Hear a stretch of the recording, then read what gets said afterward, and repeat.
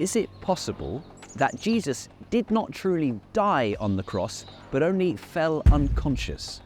Now that would explain how he could appear to come back from the dead and why his disciples were also persuaded by it. Well, let's consider what Jesus went through in terms of physical punishment leading up to his burial. Well, firstly, no sleep on that Thursday night. He was praying in the Garden of Gethsemane and was arrested in the small hours of Friday morning. How do you feel when you've had no sleep whatsoever? Pretty wiped out. And that's just the start of things. So he's exhausted before the day even begins, let alone how the day ends. On top of that, throughout his final day, he was physically assaulted. So he was beaten with fists and with sticks. He was scourged with a whip that had bits of bone and metal tied in among the lashes, specifically designed to tear open the flesh on his back. He had a crown of thorns plunged into his head.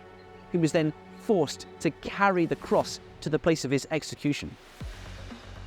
In fact, the Bible records that he was so physically worn out by this point, before the crucifixion even begins, that he was unable to carry the cross all the way to the site of his death.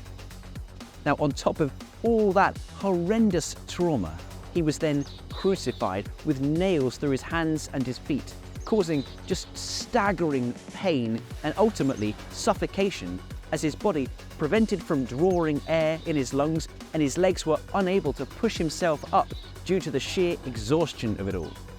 Well, unsurprisingly, given all that Jesus was put through, his body did not bear up all that long in crucifixion.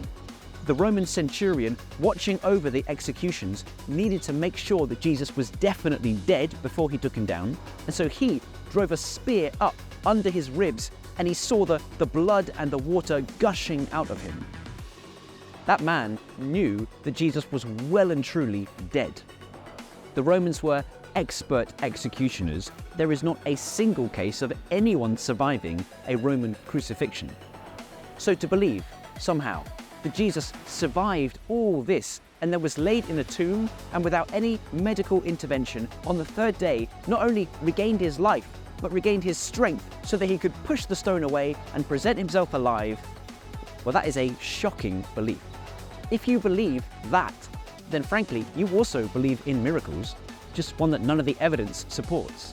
So let's scratch the swoon theory off our list of possible explanations and face the most popular one of all, and that is the conspiracy theory. Did the disciples just decide to make up a lie that Jesus had been raised from the dead? Click here for the conclusion.